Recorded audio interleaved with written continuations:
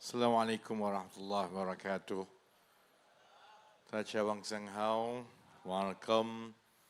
Alhamdulillah Rabbil Alamin, wassalatu wassalamu ala ashrafil anbiya wal mursalin, wa ala alihi wa sahbihi ajma'in. Rabbi shrah li sadri, wa yassir li amri, wa hlul uqdatan min lisani yafqahu qawli. Saya memang selalu bergaduh dengan kamera, aku pergi kanan, kau pergi kiri. Kau nak saya pergi mana ni? Ke sini. Dia malas, dia tak nak alih kamera. Aku kena duduk kat speaker ni. Setiap hari bergaduh dengan kameraman. Sedari fungsi majlis, sahabat-sahabat pimpinan daripada Pakatan Harapan, daripada Barisan Nasional, saudara-saudari yang hadir pada hari ini. Saya selalunya berucap 1 jam. Ni apa aku nak berucap 30 minit ni? Cerita Sanusi saja 25 minit. Tapi ini sebab dia dah musim berkempen. Jadi musim berkempen dia tak boleh terlajak 1 minit pun. Nanti dia akan ada kesan kepada calon. Jadi tak apa. Malam ini kira kita santai sedikit je. Saya berceramah tiap-tiap malam. Jadi cerita-cerita yang berat sikit itu pasal ekonomi, pasal keadaan kita tangguh malam esok lah. Malam ini, saya seperti biasa, kita mulakan dengan laporan-laporan berita kempen di sebelah sana.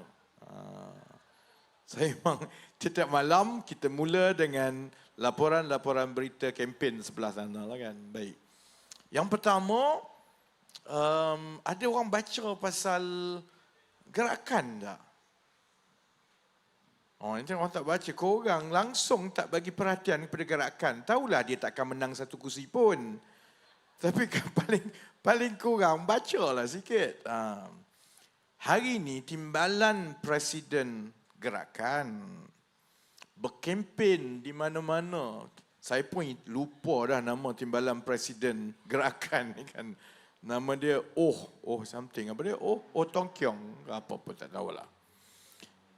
Dia berkempen di Pulau Pinang. Dia bertanding di Pulau Pinang. Kempen dia ni, kalaulah yang bercakap itu Cina daripada DAP, ataupun Cina daripada PKR, ataupun Cina daripada Pilah, berani cakap macam dia. Dia kata, kalau Perikatan Nasional menang dan PAS mengharamkan penjualan arak dan menutup kedai-kedai judi di mana-mana negeri yang dimenangi oleh Perikatan Nasional, maka gerakan akan lawan habis-habisan dan meletakkan jawatan beramai-ramai. Korang gelak. Betul, dia cakap betul. Saya nak beritahu bahlulnya walaun. Sebab kalaulah benda itu datang sikit saja daripada orang yang bukan sekelompok dia, memang kiamat dunia. Kalau sekarang ni Sanusi duk tiru Anwar Ibrahim angkat tangan kan. Kalaulah benda itu terkeluarlah katakan daripada DAP ke, MCA ke, daripada PKR ke, dia bukan angkat tangan saja, tangan, 2 tangan, kaki semua angkat, berguling-guling kan dia. Tapi ini saya sebut kerana memang budaya dia lah. Kalau duduk sebelah dia, dia sucikan semua. UMNO kalau nak mudah senang, pergi duduk sebelah PAS. Sebab UMNO pun pernah duduk sebelah PAS, kita pernah bersama dengan dia. Saya bukan saja pernah duduk dengan dia. Saya dulu hero berceramah atas pentas dia. Harap ceramah dia tiap-tiap hari dia makin hamun orang. Jadi 10-15 tahun dulu masa kami mula-mula, saya mula-mula berceramah sebab saya ada je cerita baru tiap-tiap hari, memang laku betul lah dengan PAS. Kalau dengan dia, maka semua suci. Kalau dengan dia, walaupun yang disebut oleh gerakan itu tak ada beza, lagi teruk daripada yang DAP pernah kata ke, daripada yang PKR pernah kata ke, tak ada apa. Tak ada apa. Cuma saya nak beritahu kepada geng-geng Melayu yang duk taksub dengan Sanusi semua ni, hati-hati korang. Sebab rekod kerajaan perpaduan dengan rekod Perikatan Nasional, antara kerajaan perpaduan dengan DAP berbanding dengan PAS dan Bersatu dengan Gerakan, sekarang ni kena tengok dan kena banding. Kerajaan perpaduan bila kita mula bentuk kerajaan Disember yang lepas. Walaupun sebenarnya memang DAP kursi banyak. Kita maklumkan kepada DAP bahawa untuk kita mendamaikan negara dan untuk kita pastikan keputusan pilihan raya umum yang lepas itu tidak diambil kesempatan oleh PAS dan juga Bersatu untuk menimbulkan kebencian kaum, maka kita minta DAP berkorban. Walaupun secara prinsipnya kita tanda tangan perjanjian bahawa jumlah anggota kabinet daripada setiap parti atau setiap gabungan itu mestilah berkadar langsung dengan jumlah ahli parlimen mereka, DAP kena mengalah. DAP dapat 4 lah. Bayangkan kalau kita berada dalam kedudukan DAP dengan sokongan bukan Melayu yang begitu kuat. Kalaulah orang kata DAP ni anti Melayu, benci ke Islam, saudara-saudari, bagi saya pengorbanan dan DAP sebenarnya telah pun lulus ujian itu. Dan saya dulu-dulu, walaupun kami dalam Pakatan Harapan, kalau benda-benda bab Melayu, ada kawan-kawan yang dalam DAP yang terlebih sedikit, saudara-saudari tahu saya tegur terus. Tapi kali ini pandangan saya di antara hubungan di dalam kerajaan perpaduan, DAP telah lulus ujian. Dia mengalah. Tapi kalau banding pula dengan Perikatan Nasional, ni kena dalam konteks timbalan Presiden Gerakan ini mengugut kalau berani tutup kedai judi ataupun haramkan arak, kami akan keluar dan letak jawatan ramai-ramai. Kita ingat kita semua ni duk gelakkan Gerakan. Tapi sebenarnya PAS takut kat Gerakan. Jadi sebab itu agaknya sampai sekarang tak ada satu ayat pun lagi daripada PAS. Sebab apa? Sebab kita tak serah kursi kat DAP. BN tak serah, PKR tak serah. Yang serah kursi Melayu kepada DAP, kepada Gerakan, saudara-saudari, PAS. Jadi sebab itu saya tak adalah nak kata kita kena ambil serius ugutan Gerakan ni. Dia pun takkan menang satu kursi pun, kan? Tapi nak menunjukkan bahawa hipokritnya jenis-jenis yang macam PAS dan Bersatu ini. Dia sebenarnya bukan soal Melayu, soal DAP, soal Cina. Dia soal, dia tonggang siapa-siapa, dia nak pergi ke Putrajaya je. Hari ini dia tengok emosi Melayu paling mudah dimainkan soal Melayu Islam. Dia pun tonggang. Dia tak kira dengan orang ni dia cakap lain, dengan orang tu dia cakap lain. Dulu, masa kami dalam Pakatan Rakyat dahulu, saudara-saudari, siapa yang paling banyak peluk DAP? Bukan PKR. PAS. Ini kawan-kawan UMNO ada, saya nak beritahu. Kita orang dulu selalu tengok jauh. Amboi. Kan? Yang paling banyak peluk DAP, PAS. Sebab masa itu dia boleh tonggang DAP. Dia tonggang lah. Bila dia rasa dia tak dapat je apa yang dia nak, salah semua. PKR pun salah, DAP pun salah. Saya sebut semua ini sebab di Negeri Sembilan semalam lah Tuan Ibrahim, dia bagi ceramah.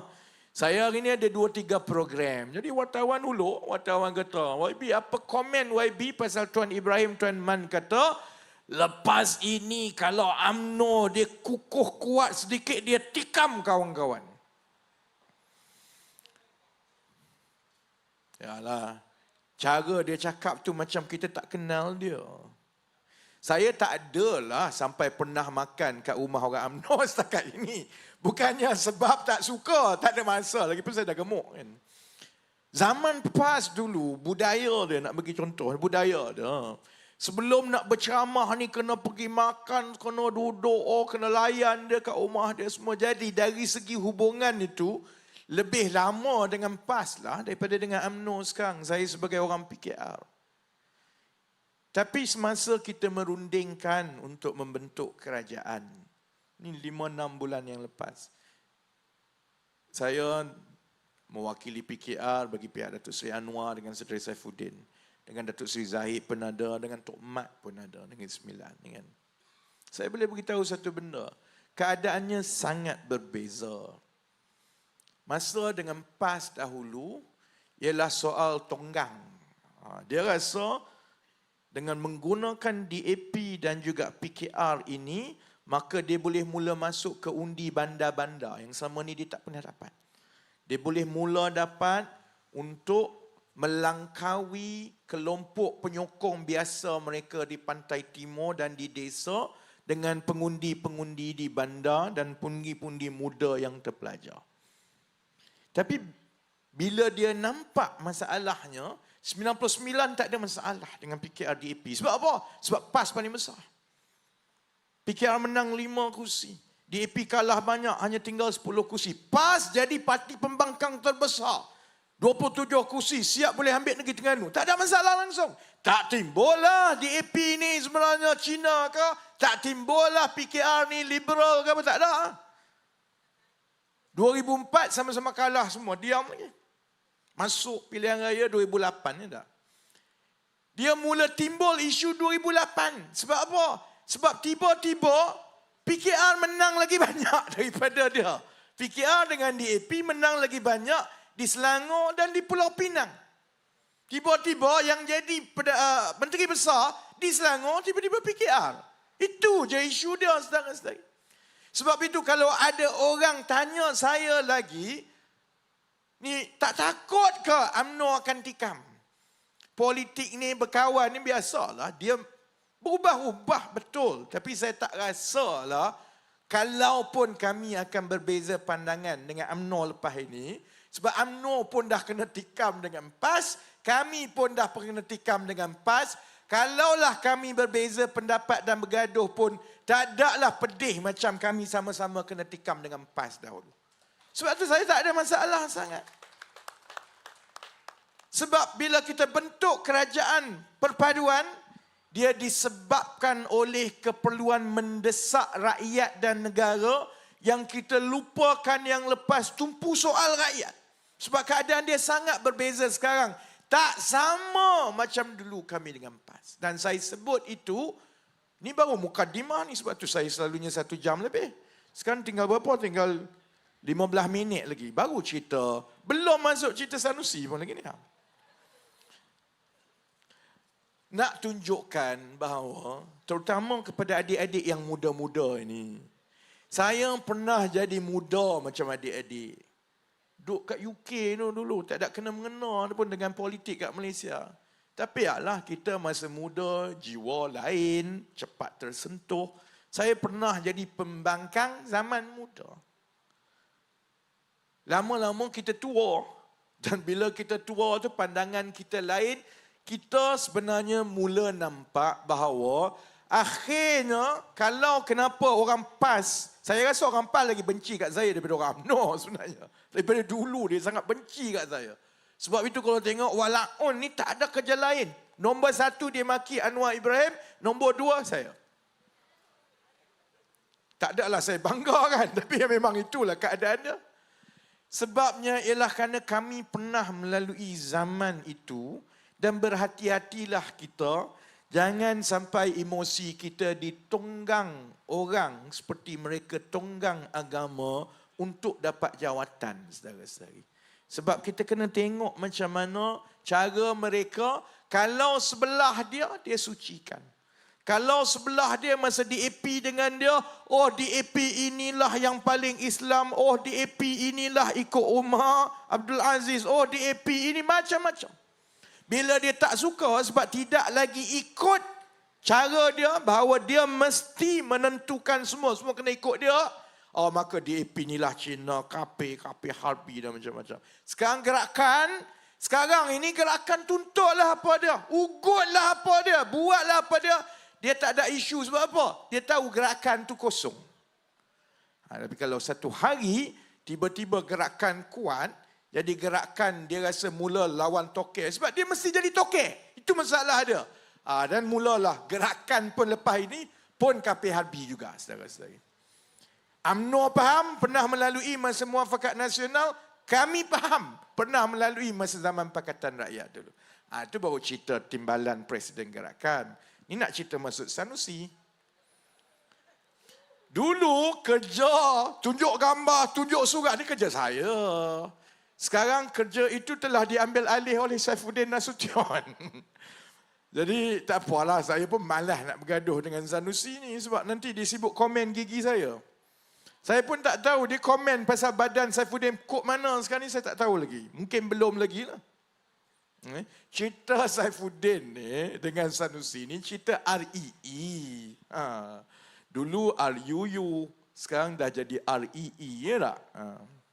Cerita walaupun kita lawak, cerita tu cukup besar sebenarnya. Sebab harta nadir bumi yang duk sebut REE tu, pakcik tahu nadir bumi ni nilai dia beratus-ratus kali ganda lagi mahal daripada emas.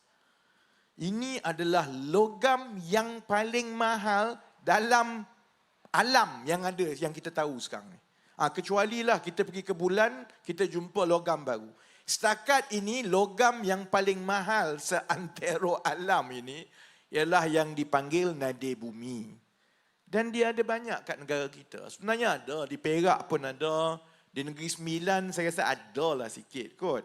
Di Kedah ada, itu yang Sanusi rasa hebat sangat. Dia rasa dia akan jadi Menteri Besar negeri terkaya. Sebab bila dia tengok secara geologi, dia tengok ada hasil bumi, nadir bumi. Masalahnya nadir bumi ni ada 2-3 negara je yang ada dalam dunia buat masa ini. Paling besar di China, satu lagi di Australia. Jadi kita tahu pasal nadir bumi ni dah lama dah. Negeri lain pun ada nadir bumi macam Perak. Tapi dia ikut peraturan. Peraturannya kita tak boleh jual dan kita tak benarkan ekspor. Sebab kuasa tanah dan hasil bumi kuasa negeri. Kuasa ekspor ialah kuasa kerajaan persekutuan. Dan kita tak nak hasil ini dijual dan dipunggah tanpa diproses di negara kita, tanpa kita bina industri ini secara besar-besaran. Sebab kalau kita biarkan ia dikorek dan dieksport ke negara lain, sekejap je kena korek habis hilang. Jadi peraturan sekarang memang tak boleh jual macam-macam. Kerajaan negeri, walaupun dia ramai kerajaan negeri yang duduk ada nadir bumi ni, tiap-tiap malam duk kira berapa trilion ada ni, berapa trilion ada ni kan. Tapi orang lain tak ada lah pergi umum macam Sanusi ada 43 trilion. Orang lain tahu dia duduk diam je lah, tengok, tahu ada potensi.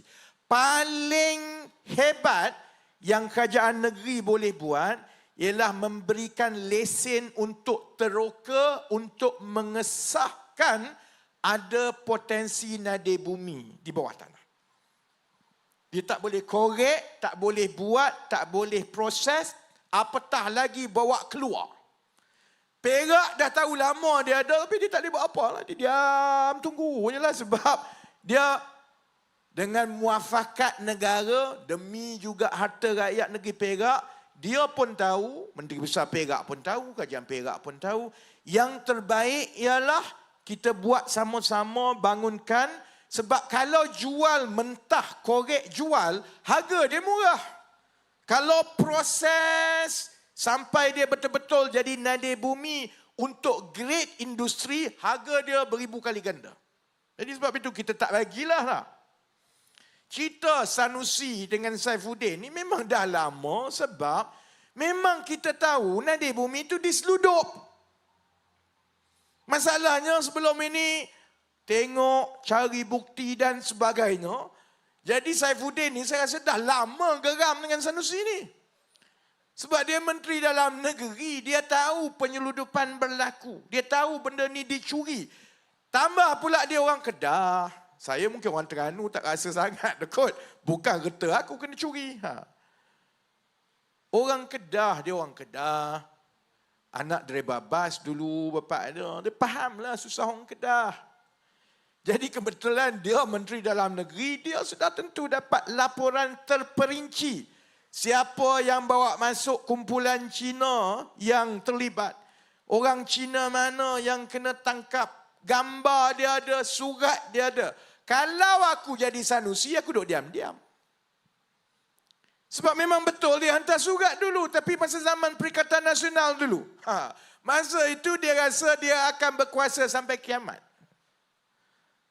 Memang betul yang dibawa minta pas semua. Memang betul ada orang kena tangkap. Memang betul dia korek. Kalau saya jadi Sanusi, pandai-pandailah aku duduk diam. Paling kurang kalih.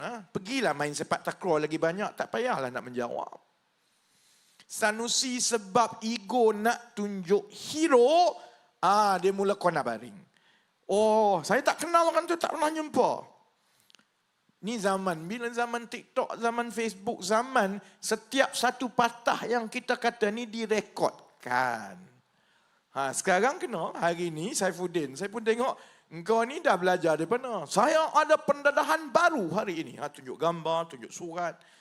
Jadi Sanusi bila kantoi, gambar sengih tengah raya dengan Cina. Cina tu dah hilang lah ni. Cina daripada tanah besar Cina ni, dah hilang dah. Polis tengah cari. Pandai je dia jawab. Saya yalah, dia datang ambil gambar masa raya 3-4 kali. Tapi saya tak ingat lah nama dia ke apa dia. Surat tu dia tak jawab lagi tu. Surat yang dia hantar. Minta visa untuk Cina. Dia tak jawab lagi. Saya tahulah kalau cakap dengan walaun dia tutup kiri kanan pekak. Dia buat tak tahu saudara-saudara. Tapi saya yakin orang yang biasa, yang membaca, yang membandingkan, sekarang sudah dapat membezakan siapa yang berbohong. Siapa yang sembang kencang. Siapa yang konon panglima. Saya tak pernah lah mengaku panglima ke itu, ke hebat angkat tangan nak lawan ke. Tak ada lah. Tapi saya kalau telefon, polis telefon aku angkat. Polis ketuk, saya buka pintu. Polis suruh masuk lokap, saya masuk. Tak pernah ada isu. Ini dia punya berani, hebat, pumpang. Polis telefon. Saya tak nak pergi balai lah. Padahal muka kena tangkap. Pumpang. Saya bising, benci tengok dia duk kerja maki hamun tiap-tiap hari. Kita ajaklah dia berdebat. Sebab cara dia cerita, dia nak kalih cerita pasal REE hilanglah, MBI terpalik dengan semua kumpulan Cina yang masuk kena tangkap, buat keluar semua ni. Kita ajaklah dia berdebat. Tak berani. Dan hari ini kita buktikan bukan saja Sanusi ni biadab dengan semua orang. Dia juga bila kantoi pandai kona kiri kanan untuk menutup kelemahan dia. Jadi tak apa, kita tunggu laporan-laporan seterusnya daripada Sanusi. Kita ada seminggu lagi ni. Ada banyak lagi saya ingat gambar mana. Kalau saya jadi Sanusi, balik duduk diam-diam je lah. Jangan komen. Kau main je lah sepak takraw tu tiap-tiap hari. Pasang bendera, main sepak takraw. Sebab cerita REE ni dah memang jelas bahawa benda itu ada kes yang besar. Kalaupun kamu rasa kamu hebat ramai penyokong dekat TikTok, ialah hebat-hebat penyokong kamu ramai pun, kalau ada kes kena dakwa kamu masuk ke dalam, pandai-pandai kamu duduk kat dalam. Sorang-sorang. Kamu tak boleh angkut penyokong-penyokong korang yang dekat TikTok. Itu cerita Sanusi. Cerita terakhir, 4 minit terakhir ni kan. Saya malam ni mukadimah bagi laporan tentang kempen saja. Tak boleh cerita benda yang lebih mendalam sebab masa pendek. Cerita manifesto. Cerita manifesto kan. Orang nak masuk pilihan raya, untuk berlaku adil kepada rakyat, kita kena bentangkanlah kita nak buat apa. Memanglah kalau kita jadi pengundi pun, kita tengok dari atas ke bawah, kiri, kanan, tengok CV, tak CV, tengok semua, kita belek habis. Kita tahu dia nak mentadbir. Ini bukan nak suruh jadi AJK Persatuan Bola. Kita nak lantik dia jadi wakil rakyat, dia kena mentadbir wang rakyat banyak. Kalau dia jadi exco menteri besar, ratus-ratus juta. Kalau dia buat bengap dia, habis tiap-tiap tahun 400-500 juta, hilang macam tu saja. Lepas tu dia bersara, dia dapat pencen. Kita kena tanggung ni sampai 10, 15, 20 tahun akan datang. Jadi sebab itu nak mengundi untuk memilih kerajaan, memanglah kita nak tahu kamu nak buat apa. Ni macam orang datang merisik lah, kau ni anak siapa? Kau ni kerja apa? Yang kau nak kahwin dengan anak aku ni kau ada apa? Biasalah kita tanya tak? Daripada sejak saya kecil, memanglah masuk pilihan raya orang tanya manifesto. Semalam, calon selebriti bola daripada Perikatan Nasional, BB7 ni tak? Mula orang tanya dia semalam, apa manifesto? Oh, saya ada manifesto lah. Jadi apa manifestonya? Kena undi dulu lah baru saya boleh beritahu. Habis satu Malaysia kecam. Bila dia kena kecam satu Malaysia, tambah pula semalam dia bagi ceramah, dia baca teks tu ala-ala anak saya dah jam 4 baca teks tu. Jadi saya ingat dia tertekan kot. Hari ini wartawan pun nakal. Duk tanya benda sama. Manifesto lagi, manifesto lagi, manifesto lagi. Hari ini dia dah U-turn dah. Dia dah U-turn dah. Semalam dia kata dia ada manifesto tapi rahsia. Undi dulu baru dapat tahu. Hari ini dia jawab, dia tak ada manifesto. Paling kurang dia jujur lah. Dia tak ada manifesto. Tapi alasan dia tu memang ke laut lah. Alasan dia tak ada manifesto ialah, saya tak nak janji sebab nanti kalau saya janji, kalau saya tak buat orang marah. Gila kau. Engkau meminang anak aku cakap macam tu memang kena tendang lah. Saya nak kahwin, tapi tak tahulah hantaran berapa, kerja kat mana. Kahwin dululah baru tahu. Gila kau. Kan? Jadi esok saya tak tahu dia nak kona kok mana pula ni. Ni cerita baru cerita manifesto dia, bukan manifesto Perikatan Nasional pun. Orang tanya dia, kan kamu kan selebriti, kamu kan hebat, kamu kan pejuang yang nak melindungi Panglima Sanusi, dah nak masuk berjuang ni. Oi, dalam politik paling kurang adalah manifesto sikit. Paling kurang beritahulah saya nak baiki longkang, pun orang tak marah tau. Semalam kona, semalam manifesto rahsia. Hari ini manifesto tak ada. Sebab kalau saya janji saya tak buat, memang nanti kena marah. Macam ni saudara-saudari, confirm dia tak buat lah apa dia. Jadi, dah nak habis masa. Maka tamatlah liputan laporan kempen. Hari ini laporan kempen Perikatan Nasional. Selalunya saya habiskan 10-15 minit je bagi liputan. Yang lain cerita panjang lah. Tapi sebab hari ini lambat sikit. Saya nak tutup begini. Terima kasih kepada semua yang hadir dan menonton. Saya nak beritahu setakat minggu ini dah. InsyaAllah Kerajaan Perpaduan akan menang bergaya di Negeri Sembilan. Cuma saya nak nasihatkan jangan kita ambil mudah lah. Kan? Jangan ambil mudah, terus berkempen. Kita tengok Perikatan Nasional. Kenapa kita rasa kita kena lawan mereka dan jangan bagi dia ambil alih Kerajaan Negeri Sembilan. Sebab dia bongkak, dia sombong. Dia tak fikir pasal rakyat, dia fikir pasal masing-masing nak jawatan saja. Jadi kita tahu benda itu orang marah. Jadi kita jangan buat benda yang sama. Walaupun kita rasa kita berada dalam keadaan yang alhamdulillah selesa. Di Negeri Sembilan setakat ini alhamdulillah selesa. Tapi terus buat kerja. Terus rendah diri, terus cerita, terus pastikan bahawa orang Nogori bila dia undi Kerajaan Perpaduan, PH dan BN, dia undi dengan akal dan hati budi dia sebab dia tahu ini yang terbaik untuk dia, keluarga dia dan anak-anak. Bukan sebab dia undi membabi buta. Jadi kalau kita boleh teruskan ada seminggu lagi, insya-Allah saudara-saudari, Nogori Sembilan akan jadi Nogori yang paling kuat Kerajaan Perpaduan dan insya-Allah boleh kekal cemerlang dengan yang ada. Kekalkan kesepaduan ini, kekalkan muhibah ini, kita tumpu kepada rakyat. Jadi insya-Allah malam ini saya tak adalah panah-panah sangat sebab saya simpan untuk debat dengan teknokrat terpaling cerdik daripada PAS minggu depan. Sama enggak U-turn? Oh, mula-mula macam-macam. Tak nak berdebat dengan orang bodoh lah, buang masa lah, itulah, ini, macam-macam. Alasan 1001 alasan. Aku rasa malam semalam, diorang semua duk maki hamun sesama sendiri.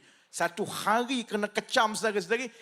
Hari ini, dia mensucikan diri sendiri. Hari ini berdebat tak apa pula.